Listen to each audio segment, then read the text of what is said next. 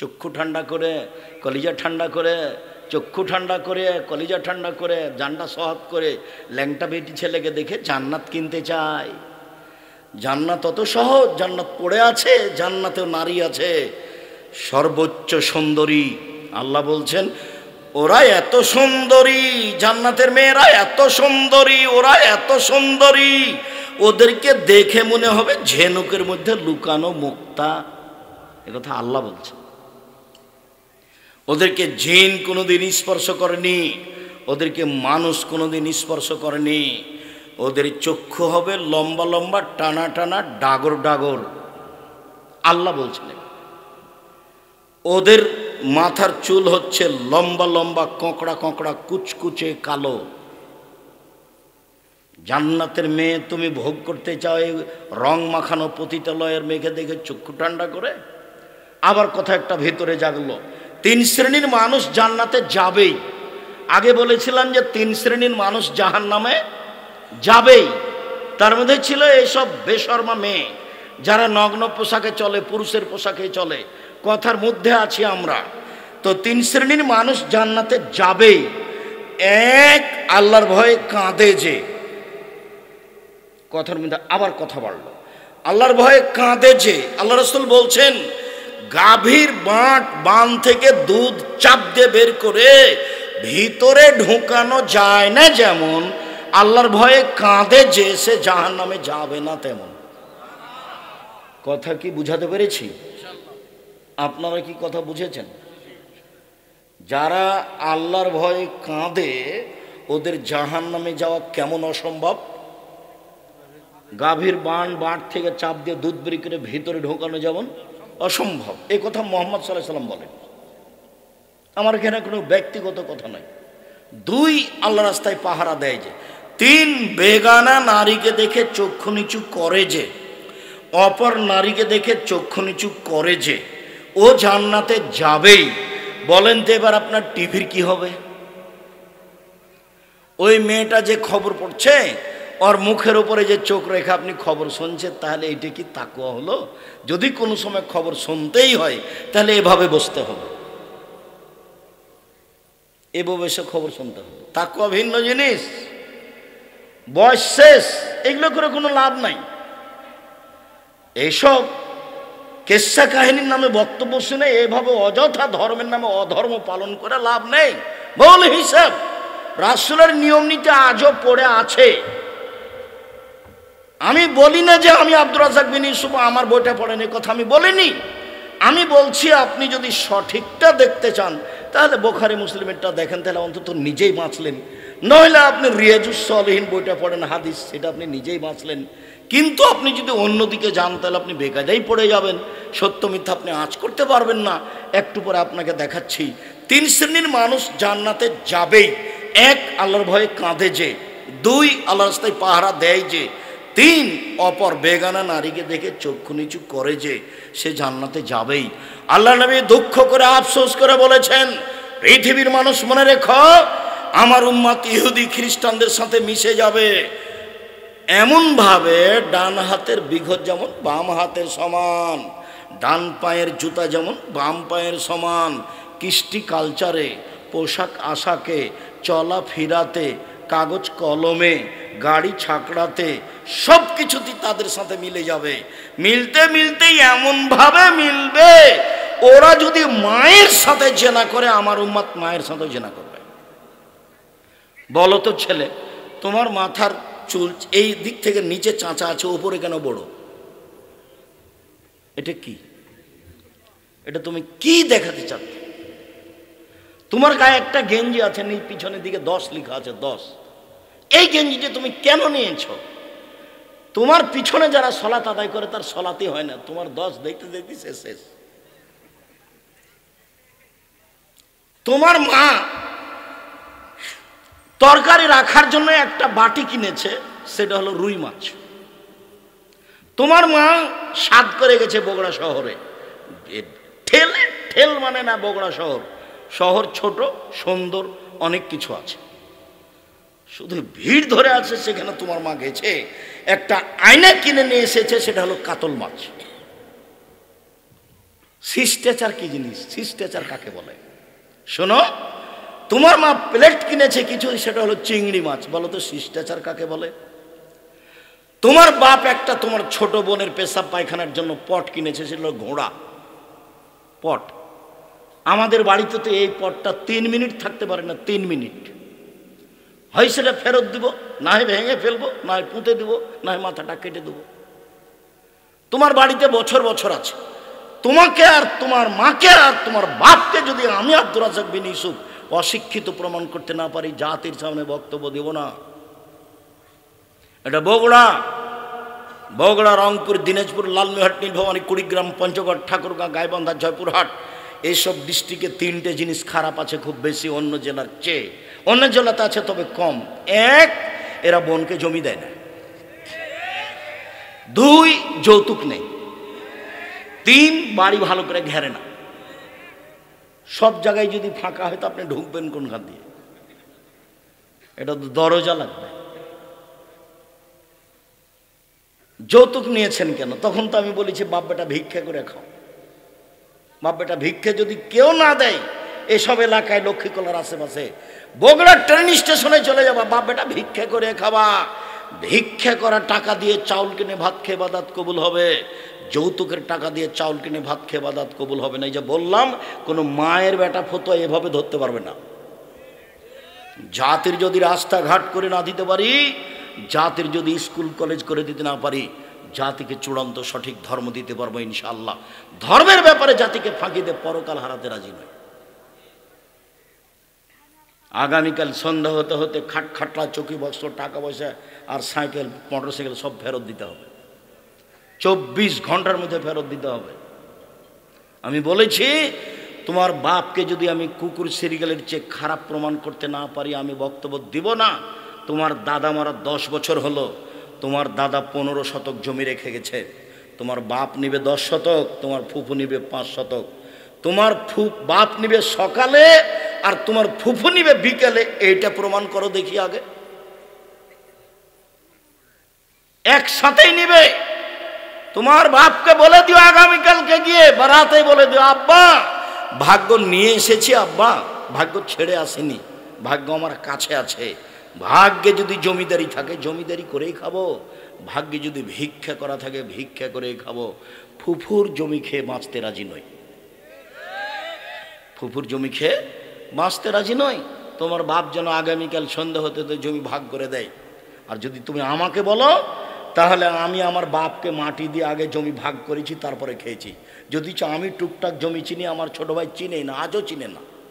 ও বরিশালে থাকে, বরিশাল মডেল কলেজের শিক্ষক, ওই পাতায় পড়ি না, কিন্তু নীতিগতভাবে ভাগ করায় ভাগ করে দিয়েছি। 4, ধনী মানুষ সিট দিয়ে বাড়ি ঘেরো, নইলে চটছালা দিয়ে ঘেরেন। একটা দরজা রাখেন, বাহির দরজা, সেখানে আপনি গরিব মানুষ, কিছু নেই, একটা পর্দা ঝুলছে। আল্লাহ নবী বলছেন, আপনার স্ত্রী ঘুমানোর সময়তে বিসমিল্লাহ বলে একটু খড়কুটা এখানে রেখে দেবে নিচে, সকাল পর্যন্ত এই ফাঁকা দরজা দিয়ে শয়তান প্রবেশ করতে পারবে না। বুখারী মুসলিমের হাদিস। শিষ্টাচার কাকে বলে? শিষ্টাচার কি জিনিস? 1, বেটিকে বিদ্যে শিখিয়ে দিল। 2, বেটিকে শিষ্টাচার শিখালো। 3, মেয়ের বিবাহ দিয়ে দিল। তখন মেয়ে 3টি বাপের জন্য অন্তরাল হলো। তখন মেয়ে 3টি বাপের জন্য অন্তরাল হলো। বাপে মেয়েকে কি শিখালো? যেদিন 5 পাস করেছে তারপর থেকে 3 জন শিক্ষক। মেয়েকে ডাক্তার বানাতে হবে। 8-এর পরে 4 জন শিক্ষক। তারপরে ম্যাট্রিক পাস করার পরে ইন্টার পাস করলে বিশ্ববিদ্যালয়ে ভর্তি হতে হবে। জয়টা সাবজেক্ট তয়টা শিক্ষক। তারপরে মেয়ে ডাক্তার হয়ে আর একজনের সাথে চলে গেল। আবার না হয় মেয়ে পড়ছে লন্ডনে আর বাপে চিল্লা দিতে গেছে আমেরিকা। বাপ ওখানে তাসবি টিপছে, মেয়ে এখানে প্রেমের তাসবি টিপছে। 3 শ্রেণীর মানুষ জান্নাতে যাবে না। 1, নিয়মিত বিড়ি, তামাক, জর্দা, সিগারেট, গুল, নেশাদার দ্রব্য খায় পান করে, তারা জান্নাতে যাবে না। 2, যারা পুরুষের পোশাক পরে মহিলা হয়ে, তারা জান্নাতে যাবে না। একবারে হজ করেছে, মাথায় টুপি আছে, মেয়ে পাশে হাঁটছে, মেয়ে স্কিন পায়জামা পরে আছে, তো ইহুদি খ্রিস্টানের পোশাক। আমি তো দেশের বহু দেশ ঘুরে ফিরে দেখছি যে সব ওখান থেকে এসেছে। বিমানবন্দরে যখন নামে তখন একটু একটু লজ্জা করে ওই মেয়েটাই, যে মেয়েটা ওখানে উলঙ্গ হয়েছিল। তারপরে কিছু কিছু এখন এটা কমে গেছে, যেহেতু এখন বাপও কিছু বলে না, এখন মাও কিছু বলে না। মা বলছে তুই আরো ল্যাংটা কাপড় খুলে দে, তুই এভাবে কাপড় পরে আছিস কেন? ওর মা ওটা মা নয়। রাসূল সাল্লাল্লাহু আলাইহি সাল্লাম বলেছেন, বাপ মা যদি ইহুদি হয় ছেলে মেয়ে ইহুদি হবে, বাপ মা যদি খ্রিস্টান হয় ছেলে মেয়ে খ্রিস্টান হবে। জন্ম নিয়েছে মুসলমান হিসেবে, কিন্তু বাপ মা তাকে ইহুদি করেছে, বাপ মা তাকে খ্রিস্টান করেছে, বাপ মা তাকে আগুন পূজক করেছে। এই মেয়ে খারাপ নয়, মা খারাপ। এই ছেলে, এই মেয়ে খারাপ নয়, বাপ খারাপ। এ কথা আমি বলিনি, এই কথা মুহাম্মদ সাল্লাল্লাহু আলাইহি সাল্লাম বলেছেন। হাদিস বুখারী মুসলিম। ছেলে মেয়ে জন্ম দিলে 7ম দিনে নাম রাখতে হবে, 7 দিনের দিনই রাখতে হবে। 7 দিনের দিন একটা ছাগল জবাই করতে হবে, কানা হোক, ন্যাংড়া হোক, 2 মাসের হোক, পা ভাঙা হোক, হাত ভাঙা হোক, একটা আকিকা দিতেই হবে। 7 দিনের দিন দিতেই হবে। চাঁপাইনবাবগঞ্জের ভাষাতে আপনি তো দিবেন, আপনার বাপকে দিতে হবে, ওটা বাপের জিম্মেদারি। 14 দিনে চলে না, হাদিস ঠিক নয়। 21 দিনে চলে না, হাদিস ঠিক নয়। জীবনে একদিন চলে না, হাদিস ঠিক নয়। 7 দিনের দিনই দিতে হবে। কানা খোড়া দেন, 200 টাকা দিয়ে দেন, 500 টাকা দিয়ে দেন। এই কি কুরবানি?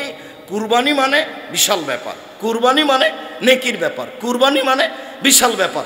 চোখ ভালো কিনা দেখো, কান ভালো কিনা দেখো, পা ভালো কিনা দেখো, লেজ ভালো কিনা দেখো, খুর ঠিক আছে কিনা দেখো, তরু তাজা কিনা দেখো, সিং ঠিক আছে কিনা দেখো, সুন্দর ঝকঝকে টকটকে দিকে কিনা মোটা তাজা, নেকির ব্যাপার।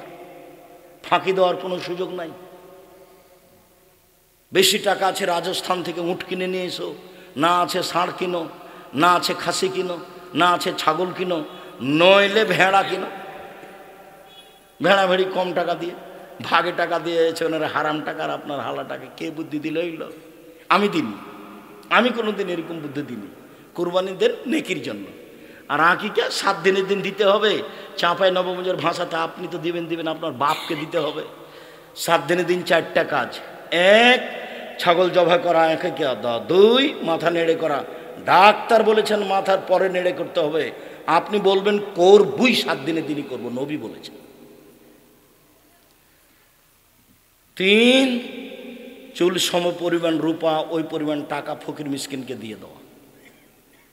4 নাম রাখা, নাম রাখা, আঁকিকে দেওয়া, মাথা নেড়ে করা, চুল সম পরিমাণ রূপা দান করে দেওয়া। এটা রাসূলের বিধান। ধর্ম পাগল হয়নি। ধর্ম রাজশাহী চাঁপাইনবাবগঞ্জের হাওয়াই লাড্ডু নয় যে আপনি খাবেন না বা ছেড়ে দিবেন, এটা নয়। 1 গ্লাস পানি পান করলে 5টা বিধান লাগে, তার নাম ধর্ম। 1 গ্লাস পানি পান করলে 5টা বিধান লাগে, তার নাম ধর্ম। পীর সাহেব দিয়ে চলে না, বড় হুজুর দিয়ে চলে না, রূপক ধর্ম বুজুর্গানের দিন দিয়ে চলে না। 1 গ্লাস পানি পান করলে কয়টা বিধান লাগে? 5টা। 1 ডান হাতে ধরতে হবে, 2 বিসমিল্লাহ বলতে হবে, 3 শ্বাসে পান করতে হবে, 4 বসে পান করতে হবে, 5 পান শেষে আলহামদুলিল্লাহ বলতে হবে। একবারে নগদ ধর্ম, মারিফতি দিয়ে চলে না, চুপে চুপে চলে না, সব নগদ ধর্ম। এখন সব টাটকা তাজা নগদ, কোনো জায়গাতে চুপচাপ নাই, সব খোলা। একবারে একটা মানুষ দিয়ে বাস্তবায়ন করে দিয়েছেন ধর্মকে আল্লাহ, তার নাম মুহাম্মদ সাল্লাল্লাহু আলাইহি সাল্লাম, তার নাম নবী। ওনাকে আমাদের মাঝে কি করেছেন? রেখে পুরো জীবনটাকে স্ত্রী মিলন সহ, চলাফেরা সহ, খাওয়া ফেরা সহ, সালাত আদায় সহ সব আমাদের সামনে রেখে চলে গেছে দিয়ে। কি করতে হবে তাকে নগদ দেখা গেছে। সাহাবীরা সেটা করে রেখে গেছে, তাবিরে সেটা করে রেখে গেছে। এখানে গোপনীয় কিছু নেই। শুনুন সম্মানিত দিনী ভাই বোন, মহিলাদের কথা আর একটু বলে এখান থেকে আর চলে যায়, আমরা লম্বা আলোচনা না করি। মহিলাদের জন্য 4টা কাজ করলে জান্নাতের সব দরজা খোলা। 1 5 ওয়াক্ত সালাত, 2 হালাল রুজি, 2 রমজান মাসের রোজা সিয়াম, 3 স্বামীকে মেনে চলা, 4 জেনায় লিপ্ত না হওয়া। 1 5 ওয়াক্ত সালাত, 2 রমজান মাসের সিয়াম রোজা, 3 স্বামীকে মেনে চলা, তিতা লাগলেও মানতে হবে, মিঠা লাগলেও মানতে হবে, স্বামীর মুখ খারাপ হলেও মানতে হবে। আব্দুর রাজ্জাক সাহেব, ওকে যে আমি সহ্যই করতে পারি রে, মাস কথা বলতে পারি না, যদি তাই হয় তাহলে খোলা তালাক করে নেন, কাজীর কাছে যান, খোলা করে নেন, 30 দিন পরে বিবাহ বসতে পাবেন, সমস্যা নেই। স্বামী ভালো হলেও আপনি খোলা তালাক নিতে পারেন, কোনো সমস্যা নাই। এ তো আপনি বলছেন তার মুখের দিকে আমি তাকাইতে পারি না, আপনি ঝুলন্ত অবস্থা আছেন কেন? পৃথিবী অনেক বড়, বিধানও প্রশস্ত, আপনি তার সাথে থাকলে তাকে মেনেই চলতে হবে, জরুরি।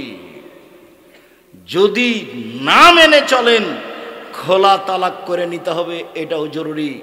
আমি আপনার দিনী ভাই, আপনাকে পরামর্শ দিচ্ছি, তিতা লাগুক মিঠা লাগুক আপনি মেনেই চলেন, ভালো হবে। আর আপনার স্বামী যদি থাকে তাহলে তাকে বলি, মনে রাখবেন একটা কথা, আল্লাহ নবী বলেছেন, খাইরুকুম লিআহলি ওয়া খাইরুল লিআহলি, পৃথিবীতে সবচেয়ে ভালো মানুষ সেই যে স্ত্রীর কাছে ভালো, পৃথিবীতে ভালো মানুষ সেই যে স্ত্রীর কাছে ভালো।